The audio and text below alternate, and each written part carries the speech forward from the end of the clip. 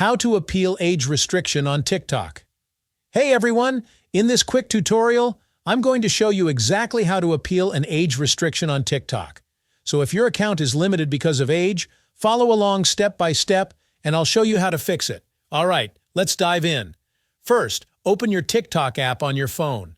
Once you're on the home page, go to your profile by tapping the profile icon in the bottom right corner.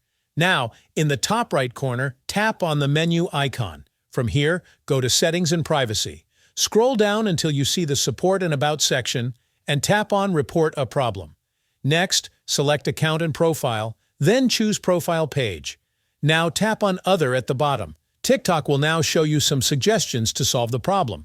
When asked if your problem was solved, hit No. After that, tap on Need More Help.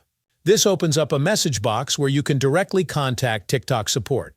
In the text bar, explain your issue clearly. For example, you can type, "Hello TikTok, I'd like to verify my age.